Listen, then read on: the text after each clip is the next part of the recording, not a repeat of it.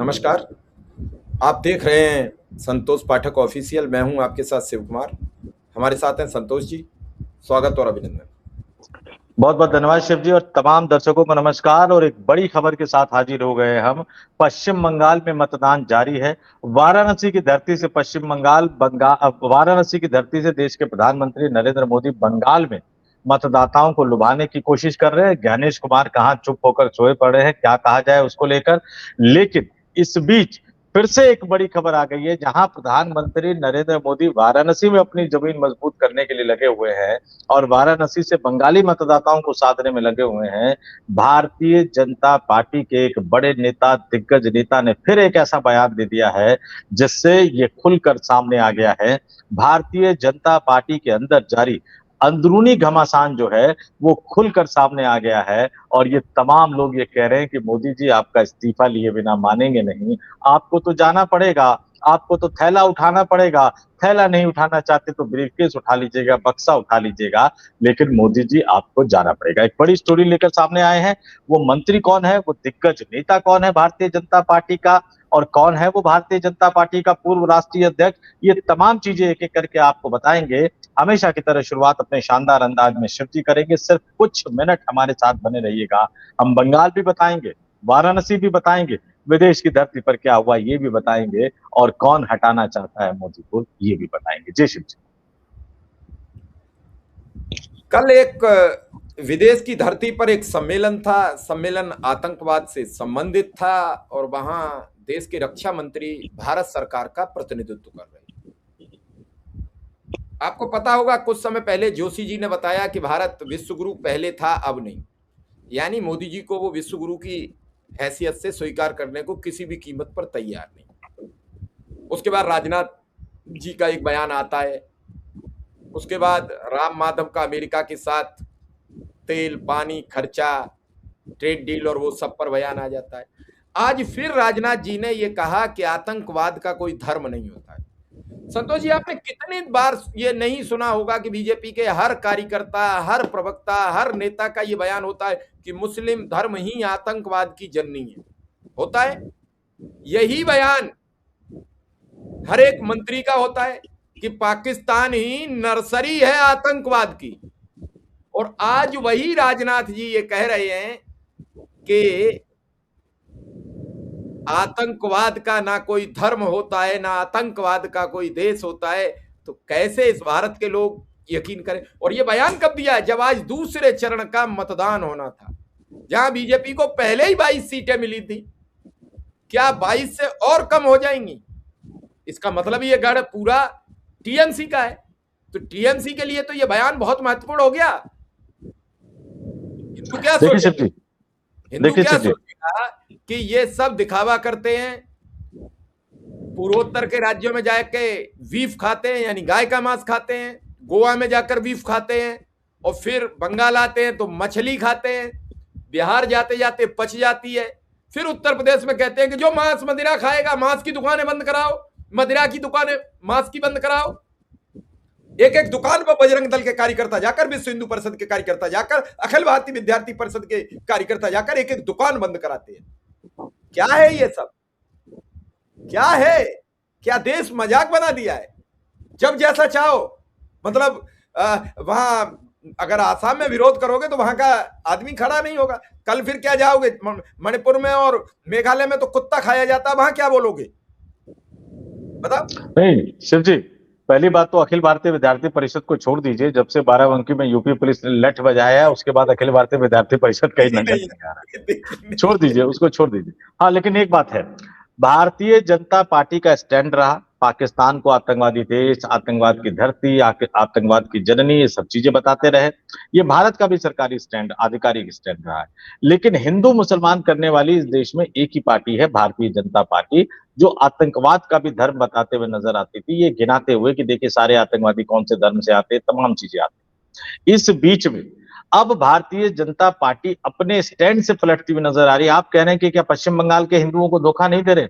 अरे जो पार्टी अपने दल के नेता का नहीं हो सका वो हिंदुओं का कहां से होगा? याद है वो यूपी की पूर्व मंत्री अनुपमा जायसवाल सिंह जी, धरना प्रदर्शन बीजेपी ने आयोजित किया। बेचारी अखिलेश यादव का पुतला जला रही थी, खुद ही जल के घायल हो गई, अस्पताल में भर्ती थी, कोई भाजपा नेता देखने नहीं गया। कल अखिलेश यादव देखने चले गए, उसके बाद लाजे सर में दोनों डिप्टी सीएम संगठन महासचिव के साथ पहुंच गए, केशव प्रसाद मौर्य, ब्रजेश पाठक और जो संगठन महासचिव है। अब योगी की कुर्सी हिलाने में इतने बिजी थे कि इनको सुध ही नहीं आई कि भैया अपना अपनी पूर्व नेता है, हमारी सरकार में मंत्री रही है, उनको जाके देख ले। तो जो अपने नेता के सगे नहीं हो पाए, अपने राजनीतिक दल के कार्यकर्ताओं के सगे नहीं हो पाए, वो इस देश के करोड़ों हिंदुओं के लिए क्या सगे होंगे। तो खैर, वो तो पश्चिम बंगाल की जनता तय करेगी क्या नहीं करना, क्या नहीं करना। लेकिन आप ये सोचिए, मोदी कितने संकट पे फंसे हुए हैं। पिछला चुनाव वो वाराणसी से हारते हारते बचे, उसके बाद जब मौका मिलता है वाराणसी पहुंच जाते हैं 5-6 महीने में। शायद पिछली बार नवंबर में गए थे, इस बार हम अप्रैल के अंत में बैठे हुए, 29 अप्रैल की तारीख है। सुबह गए बाबा विश्वनाथ के धाम में पूजा अर्चना करते हुए बाबा का आशीर्वाद लेने के लिए। हालांकि ये नहीं बता रहे कि गंगा मैया कितनी साफ हुई। उसके बाद वो एक तरह से बनारस की धरती से, मैंने कल ही बताया था चर्चा करते हुए कि वाराणसी और बंगाल का एक बड़ा आत्मिक कनेक्शन है, आध्यात्मिक कनेक्शन है, और बंगाली लोग बड़ी तादाद में जो है वाराणसी में रहते हैं। तो वाराणसी से वो पश्चिम बंगाल के मतदाताओं को साधने की कोशिश कर रहे हैं। चुनाव आयोग खामोश बैठा हुआ है, तो वाराणसी में जमीन बचानी है, बंगाल में कुछ ना कुछ सीटें बढ़ानी है। सरकार बनाना छोड़ दीजिए शिव जी, अब तो पिछले बार के मुकाबले 2-3 सीटें भी अगर ज्यादा जीत लेंगे तो कहेंगे देखो हमने बड़ी पिछली बार से ज्यादा जनता ने हमें समर्थन दिया है, इस बार हम ज्यादा सीटें जीते हैं। लड़ाई सिर्फ और सिर्फ उसी चीज की है। और जब मोदी इतने संकट के दौर में फंसे हुए, तब उनकी पार्टी का राष्ट्रीय अध्यक्ष रह चुका हुआ व्यक्ति, उनकी अपनी वर्तमान सरकार में मंत्री तकनीकी रूप से दूसरे नंबर पे आते हैं। अब दर्शक समझ गए होंगे, लोकसभा में उपनेता है राजनाथ सिंह, रक्षा मंत्री, वो विदेश की धरती पर जाकर गजब बयान दे देते। और पहली बार नहीं, इससे पहले जर्मनी जब गए तो उन्होंने पोल खोल दी मोदी की। यह हमारे और जीरो आप देखिए, टॉलरेंस के दृष्टिकोण का प्रमाण था, जिसे प्रचंडवाद और उसके समर्थकों के प्रति यह हमारे जीरो टॉलरेंस के दृष्टिकोण का प्रमाण था, जिसे इस प्रतिष्ठित मंच ने भी स्वीकार किया। लेकिन हमारी कलेक्टिव क्रेडिबिलिटी अपनी कसौटी पर तब खरी उतरती है जब इसकी निरंतरता बनी रहे। हमें यह नहीं भूलना चाहिए कि आतंकवाद का न कोई देश होता है और न कोई धर्म। टेररिज्म और इनोसेंट ह्यूमैनिटेरियन लॉस के लिए कोई भी वजह, चाहे वह वास्तविक हो या काल्पनिक, जायज नहीं है। जी संतोष जी, आपने बिल्कुल ये गजब सुना दिया। हालांकि एक दूसरा अभी है, वो अभी हम नहीं सुनाएंगे। अपने दर्शकों से सिर्फ कहूंगा कि जाइए सोशल मीडिया पर देख लीजिएगा कि पिछले साल ही ऑपरेशन सिंदूर के समय राजनाथ सिंह ने सदन के अंदर क्या बयान दिया था, और किस तरह से वो पाकिस्तान को एक धार्मिक आतंकवाद का गढ़ बताते हुए नजर आ रहे थे। तमाम चीजें वो करते हुए नजर आ रहे थे, और बीजेपी का आधिकारिक स्टैंड भी यही है। लेकिन आज राजनाथ सिंह मोदी को घेरने की कोशिश में बीजेपी के स्टैंड को तो उल्टा कर ही दिया उन्होंने भारत सरकार के स्टैंड को भी उल्टा कर दिया। और दुर्भाग्य की बात, मुझे यही डर सता रहा था जो हो गया। आपसी घरेलू लड़ाई में, प्रधानमंत्री की कुर्सी की छीना झपटी में अब भारतीय जनता पार्टी देश के राष्ट्रीय हितों को नुकसान पहुंचाने की हद तक पहुंच गई है। राजनाथ सिंह अपने ही कुलीग रह चुकी सुषमा स्वराज का भाषण याद कर लेते हैं संयुक्त राष्ट्र में, पाकिस्तान को किस तरह से आतंकवाद से कनेक्ट करते हुए सुषमा स्वराज ने घेरा था। राजनाथ सिंह ने इस देश का भी नुकसान कर दिया। और क्या बोल रहे हैं, आतंकवाद का कोई देश नहीं होता, आतंकवाद का कोई धर्म नहीं होता। हमने पाकिस्तान के स्टैंड को राजनाथ सिंह ने एक तरह से सही करार दिया। पाकिस्तान भी तो यही कहता है कि भैया पाकिस्तान में जो आतंकवादी संगठन है, जो भारत को दहलाते हैं, वो नॉन स्टेट एक्टर है, यानी उनका पाकिस्तान की सरकार से कोई लेना देना नहीं, पाकिस्तान की सेना से कोई लेना देना नहीं, पाकिस्तानी खुफिया एजेंसी आईएसआई से कोई लेना देना नहीं, पाकिस्तानी एस्टेब्लिशमेंट से कोई लेना देना नहीं। राजनाथ सिंह ने आज एक वैश्विक मंच पर, और क्या मंच था वो भी दर्शकों को बता देता हूं, किर्गिस्तान की राजधानी बिश्केक में संघाई सहयोग संगठन एससीओ के रक्षा मंत्रियों की बैठक का आयोजन किया गया था, जिसमें राजनाथ सिंह ने ये बोलते हुए स्पष्ट शब्दों में कहा कि आतंकवाद की कोई राष्ट्रीयता, धर्म या विचारधारा नहीं होती है। और ये कहकर उन्होंने इस देश का गजब नुकसान कर दिया। वो भारतीय जनता पार्टी के नेता राजनाथ सिंह का बयान नहीं था, ये भारतीय जनता पार्टी के पूर्व राष्ट्रीय अध्यक्ष राजनाथ सिंह का बयान नहीं था, ये मोदी के रक्षा मंत्री राजनाथ सिंह का बयान नहीं था। वो नीचे देखकर लिखा हुआ भाषण पढ़ रहे थे, यानी ये लिखित भाषण था। ये भाषण उनको किसने दिया, किसने उनसे ये लिखवाया, क्योंकि ये भारत के रक्षा मंत्री का बयान था, जो अंतरराष्ट्रीय स्तर पर अब दर्ज हो गया है। अब भारत कैसे कहेगा कि आतंकवाद मतलब पाकिस्तान, आतंकवाद मतलब पाकिस्तानी कट्टरपंथी संगठन, आतंकवाद मतलब जो पाकिस्तान की धरती का इस्तेमाल करके, धर्म के नाहक नाम का इस्तेमाल करके निर्दोष लोगों को मार रहे हैं भारत में आकर। अब ये कैसे कहेगा, लेकिन कुल मिलाकर आप मान लीजिए कि नरेंद्र मोदी की घेरेबंदी एक विस्तृत स्तर पर शुरू हो गई है। आपने जैसा कहा मुरली मनोहर जोशी का बयान, इसको कनेक्ट कीजिए। मुरली मनोहर जोशी पहले 70 पेजों की एक स्लाइड रिपोर्ट देते हैं पिछले साल, बड़ा हंगामा होता है। वो जो बड़ी बैठक होती है, उस बैठक में बीजेपी के राष्ट्रीय महासचिव अरुण सिंह मौजूद रहते हैं, प्रधानमंत्री की इकोनॉमिक एडवाइजरी काउंसिल के सदस्य मौजूद रहते हैं, संघ के कई बड़े संगठन के नेता मौजूद रहते हैं। मुरली मनोहर जोशी एक एक करके सारी रिपोर्ट बताते हैं कि आर्थिक नीति के मसले पर, रक्षा नीति के मसले पर, विदेश नीति के मसले पर, सुरक्षा नीति के मसले पर मोदी सरकार किस तरह से विफल रही है। और उसके बाद जैसे ही उनका प्रेजेंटेशन खत्म होता है, जोशी जी बोलते हैं, भागवत जी बोलते हैं कि जोशी जी ने सब कुछ बता दिया। फिर वो चार धाम वाले प्रोजेक्ट को लेकर अपनी आवाज उठाने लगते हैं। फिर कहीं ना कहीं से कुछ चीजें मैनेज करने की कोशिश की जाती है। जोशी जी को कहा जाता है कि आप मत बोलिए कुछ भी। यहाँ तक कि यशवंत सिन्हा मेरे संतोष पाठक ऑफिशियल यूट्यूब प्लेटफॉर्म पर एक्सक्लूसिव इंटरव्यू के दौरान अपील करते हैं कि आडवाणी जी की तबियत खराब है, लेकिन मुरली मनोहर जोशी को आगे आना चाहिए, नहीं तो ना देश बचेगा ना भारतीय जनता पार्टी बचेगी। मुरली मनोहर जोशी कुलबुलाते हुए नजर आते हैं, कुछ करना चाहते हैं लेकिन रोक दिया जाता है। फिर अचानक ऐसा क्या होता है कि ऐसा लगता है जैसे किसी ने सबको खुला छोड़ दिया, और उसके बाद एक बैक टू बैक घटनाएं होती है। मुरली मनोहर जोशी पहले एक बयान देते हैं, वो इस तरह का बयान कभी नहीं देते थे। कितनी बाइटें मुरली मनोहर जोशी की सुनी होगी शिव जी किसी ने? नहीं। बहुत कम बोलते हैं, लेकिन वो बयान देते हैं। दोनों तीनों एजेंसियों का माइक लगा होता है उनके आगे, जिसमें बोलते हैं कि भारत विश्व गुरु नहीं है, कभी था। ये मोदी के इकोसिस्टम पे बड़ा सवाल है, क्योंकि मोदी का इकोसिस्टम क्या कहता है कि पूरी दुनिया में मोदी का राज है। हर 6 महीने साल भर पे कुछ पता नहीं कहां कहां से सर्वे लाकर बताया जाता है कि मोदी ब्रह्मांड के सबसे लोकप्रिय नेता हैं, पूरी दुनिया में पत्ता भी मोदी जी के बिना नहीं हिलता है। और यहाँ उन्हीं के गुरु रह चुके, उन्हीं के पार्टी के राष्ट्रीय अध्यक्ष रह चुके, उनकी सरकार यानी अटल बिहारी वाजपेयी की सरकार में मंत्री रह चुके मुरली मनोहर जोशी कहते हैं कि विश्वगुरु था भारत, आज विश्वगुरु नहीं। उसके बाद राजनाथ सिंह जब भारत की हवा से आजाद होकर पहुंचते हैं जर्मनी, तो वहां जाकर पोल खोल देते हैं। एस जयशंकर ने कहा था कि पाकिस्तान मध्यस्थता कर रहा है, भारत नहीं कर रहा है, क्योंकि भारत पाकिस्तान की तरह दलाल देश नहीं है। एस जयशंकर की जुबान से प्रधानमंत्री नरेंद्र मोदी बोले थे, लोगों ने मान लिया कि चलिए भाई पाकिस्तान दलाल देश है, भारत मध्यस्थता नहीं कर रहा है। लेकिन राजनाथ सिंह ने जाके पोल खोल दिया। राजनाथ सिंह ने कह दिया कि नहीं, हमने कोशिश तो की थी मध्यस्थता की, लेकिन वो परवाह नहीं चल, हमें किसी ने पूछा ही नहीं। किसी ने पूछा ही नहीं। अब उनको पोल खोलना चाहिए कि भैया ईरान ने मना कर दिया, या अमेरिका ने मना कर दिया, या दोनों देशों ने मना कर दिया, या अमेरिका ने कह दिया होगा कि मिस्टर नरेंद्र मोदी अपनी हद में रहो, नहीं तो मैं तुम्हारा राजनीतिक करियर खराब कर सकता हूं। आखिर सच क्या है ये बताना चाहिए। उसके बाद आप देखिए एक एक करके फिर नहीं, इस बयान के बाद भी प्रधानमंत्री ने यह सवाल आज तक नहीं पूछा कि तुम मेरा कैरियर क्या बिगाड़ दोगे। इतने बड़ी जनसंख्या वाले राष्ट्राध्यक्ष ने यह नहीं पूछा। छोटे छोटे देश के राष्ट्राध्यक्षों ने आंख में आंख डाल के बात की है। नहीं, और उसके बाद दत्तात्रेय होस बोले, जो आरएसएस के अगले सरसंघचालक माने जाते हैं, बनने वाले हैं, वो अमेरिका की धरती पर जाते हैं। कुछ महीने पहले अमेरिका से आया था कि आरएसएस पर प्रतिबंध लगाना चाहिए, पूरा का पूरा आरएसएस उठ के अमेरिका पहुंच जाता है। दत्तात्रेय होस बोले इज इक्वल टू आरएसएस, क्योंकि वो नंबर 2 की पोजीशन पे हैं और वो अगले सरसंघचालक बनने वाले हैं। राम माधव पहुंचते हैं, राम माधव तो और गजब कर देते हैं। वो कहते हैं कि भैया अमेरिका के कहने पे हमने रूस से तेल खरीदना बंद कर दिया, ईरान से तेल खरीदना बंद कर दिया, 50% टैरिफ लगाया, घरेलू स्तर पर राजनीतिक आलोचना हुई, फिर आपने 18% कर दिया, हमने कुछ नहीं बोला, हम आपकी तमाम बातें मानते चले गए। मतलब उनका लब्बो लुआब बिल्कुल यही था कि भैया इतना कुछ तो कर लिया, अब डोनाल्ड ट्रंप को खुश करने के लिए हमारे मोदी जी क्या करें, कुछ और भी करना हो तो बता दो, वो भी कर देते हैं। बाद में प्रेशर पड़ा, दबाव पड़ा तो अपनी बात से पलट गए, लेकिन वीडियो के जरिए वो इतिहास में दर्ज हो गया है कि आरएसएस ने मोदी के सरेंडर की गाथा बता दी। और कहां जाकर बताई? विदेश की धरती पर बताई। उसके बाद वो घोल मट्ठा करते हुए नजर आए। उसके बाद ये बंगाल के रन में फंस गए, वाराणसी पहुंचे प्रधानमंत्री नरेंद्र मोदी, और इधर आप विदेश की धरती पर जाकर एक बार फिर से राजनाथ सिंह मोदी की पोल खोलते हुए नजर आए, मोदी के पूरे राजनीतिक करियर की पोल खोलते हुए नजर आए।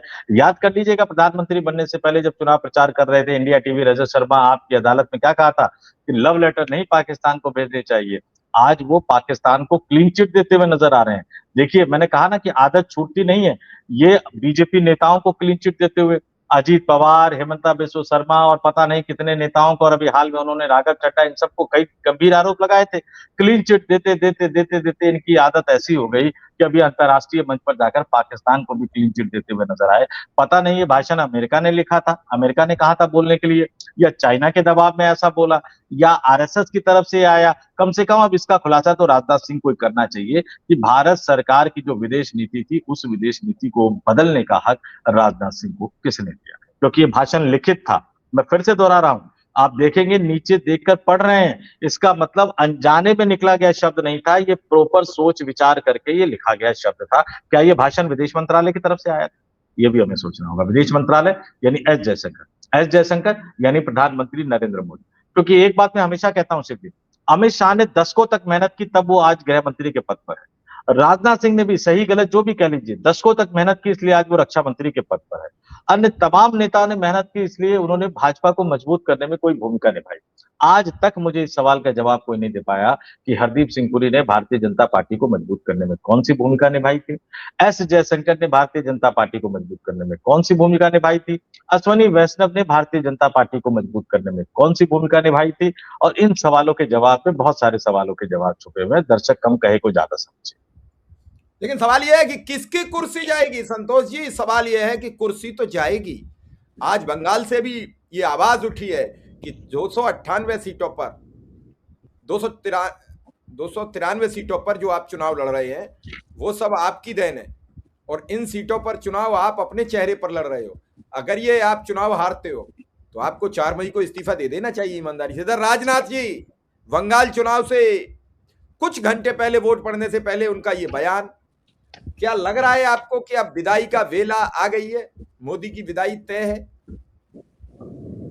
देखिए, विदाई की बेला तो आ गई। अब आप देखिए कि वाराणसी की धरती से पश्चिम बंगाल में कैसे ये लोग चुनाव प्रचार करते हुए नजर आ रहे हैं। आप जरा देखिए, वाराणसी में प्रधानमंत्री मोदी कल पहुंचे, महिलाओं के बड़े सम्मेलन को संबोधित किया कि महिला आरक्षण के लिए मैं आशीर्वाद मांगने आया हूं। आज वो बाबा विश्वनाथ के दरबार में पहुंचे, वहां पूजा अर्चना की उन्होंने सुबह, और उसके बाद वो किस तरह से बंगाल के मतदाताओं को लुभाने की कोशिश कर रहे हैं, आप जरा इसको देखिए कि वो क्या बोल रहे हैं। नरेंद्र मोदी ने वाराणसी में कहा कि बंगाल में मतदान का दूसरा चरण जारी है। रिपोर्ट्स के अनुसार बड़ी संख्या में लोग वोट डाल रहे हैं। पहले चरण की तरह इस बार भी लोग भारी संख्या में अपने मताधिकार का इस्तेमाल करने के लिए बाहर निकल रहे हैं। सोशल मीडिया पर लंबी कतारों की तस्वीरें सामने आ रही है। बंगाल में मतदान एक निर्भीक माहौल में हो रहा है, जो पिछले 6 या 7 दशकों में कल्पना से परे था। लोग बिना किसी डर के मतदान कर रहे हैं। देश के संविधान और मजबूत होती लोकतांत्रिक व्यवस्था का एक सकारात्मक प्रतीक है। और आगे प्रधानमंत्री मोदी कह रहे हैं कि वे बंगाल के महान लोगों का आभार व्यक्त करते हैं कि वे अपने अधिकारों के प्रति इतने जागरूक है और बड़ी संख्या में मतदान कर रहे हैं। मतदान समाप्त होने में अभी कई घंटे बाकी है। मैं बंगाल के लोगों से अपील करता हूं कि वे लोकतंत्र के इस महापर्व में इसी उत्साह के साथ भाग ले। ये देश के प्रधानमंत्री नरेंद्र मोदी वाराणसी से बंगाल के चुनावी गणित को साधने की कोशिश कर रहे हैं, क्योंकि उनको पता है बंगाल में हार जीत का मसला नहीं है। अगर पिछली बार के मुकाबले 2-4 सीटें भी बंगाल में नहीं बढ़ी तो फिर उनकी कुर्सी पर खतरा और ज्यादा मंडराने लगेगा। वैसे ही मुरली मनोहर जोशी, राम माधव, राजनाथ सिंह, मोहन भागवत, ये तमाम लोग संकट की स्थिति पैदा कर रहे हैं, मोदी की कुर्सी को हिलाने की कोशिश कर रहे हैं। और आपने बिल्कुल सही कहा, विदाई की बेला आ गई है। एक अलग तरह का अभियान मोदी के खिलाफ चल रहा है, और ये उसी तरह का अभियान है जैसे 2002 में अटल बिहारी वाजपेयी के खिलाफ चलना शुरू हो गया था। उस समय तो अटल बिहारी वाजपेयी ने उस अभियान को थाम लिया था, लाल कृष्ण आडवाणी को देश का उप प्रधानमंत्री बनाकर। हालांकि जो आपस की रस्साकसी हुई तो 2004 के चुनाव में भारतीय जनता पार्टी को हार कर सत्ता से बाहर होना पड़ा। इस बार बड़ी दिक्कत, बड़ी समस्या यह है कि मोदी उप प्रधानमंत्री बनाए तो किसको बनाए और किस किस को बनाए। इस बार किसको नहीं बल्कि किस किस को बनाए, क्योंकि बहुत सारे गुट, बहुत सारे लोग लगे हुए हैं। आरएसएस की कोशिश यह है कि 2004 की तरह उनको फिर से 2029 में हार कर बाहर ना होना पड़े, इसलिए वो नया नेतृत्व देना चाहते हैं। लेकिन जिसको वो प्रॉमिस कर चुके हैं उसको नितिन नवीन के जरिए संदेशा भिजवा दिया गया कि आप अभी लखनऊ में रहिए, यूपी का विधानसभा चुनाव जितवाइए, उसके बाद देखेंगे, अभी दिल्ली में जगह खाली नहीं है। तो एक तरफ मोदी की कुर्सी को हिलाने की कोशिश की जा रही है, दूसरी तरफ मोदी अपनी कुर्सी को पकड़ के बैठे हुए कि ना ना ना, नहीं छोड़ूंगा, नहीं छोड़ूंगा। और इस बीच इस तरह के बयान ये बार बार मोदी को ये एहसास दिला रहे हैं कि छोड़ना तो पड़ेगा, विदा तो होना पड़ेगा। थैला लेके जाइए, मतलब झोला लेके जाइए, या ब्रीफकेस लेके जाइए, या पेटी लेके जाइए, लेकिन प्रधानमंत्री का आधिकारिक आवाज 7 लोक कल्याण मार्ग अब छोड़ना तो पड़ेगा। और इसलिए मैं कह रहा हूं कि विदाई तो तय है। किसकी विदाई होगी, कौन विदा होगा? क्या मोदी शाह फिर बच जाएंगे? और अगर वो दोनों बच गए तो राजनाथ सिंह विदा हो जाएंगे। और अभी विवाद सिर्फ यही नहीं थम रहा है शिव जी, नितिन नवीन के राष्ट्रीय टीम के गठन की प्रक्रिया लगातार चल रही है। अगर भारतीय जनता पार्टी के संसदीय बोर्ड और चुनाव समिति से राजनाथ सिंह को बाहर निकाल दिया गया तो एक बड़ा बवाल खड़ा होगा। अभी पार्टी की राष्ट्रीय उपाध्यक्ष वसुंधरा राजे सिंधिया है, अगर उनको नई टीम में शामिल नहीं किया गया तो वो भी एक बड़ा बवाल होगा। कर्नाटक के पूर्व मुख्यमंत्री बीएस येदियुरप्पा पार्लियामेंट्री बोर्ड के सदस्य है, अगर उनको शामिल नहीं किया गया तो बड़ा बवाल होगा। और नितिन नवीन की नई टीम में कौन कौन से मुख्यमंत्री शामिल होंगे, संसदीय बोर्ड में अगर योगी आदित्यनाथ को जगह नहीं मिलेगी तो क्या होगा। और यही वजह है कि नितिन नवीन लिस्ट तैयार है, लेकिन वो राष्ट्रीय टीम की घोषणा उनकी लगातार टलती जा रही है। अब 4 मई के चुनावी नतीजों का इंतजार किया जा रहा है। 4 मई को जो चुनावी नतीजा आएगा उसके बाद भारतीय जनता पार्टी के अंदर एक ऐसा घमासान तो शुरू हो गया है, लेकिन वो इतने बड़े स्तर पर फैल जाएगा कि कईयों की कुर्सी उस घमासान में जाएगी, कईयों की विदाई उस घमासान में हो जाएगी। चलिए अब दर्शकों पर हम छोड़ते हैं, दर्शक हमें बताएं कुर्सी जाएगी या बचेगी, हमें जरूर बताइए। फिलहाल आपका बहुत बहुत आभार, बहुत बहुत धन्यवाद। बहुत बहुत धन्यवाद।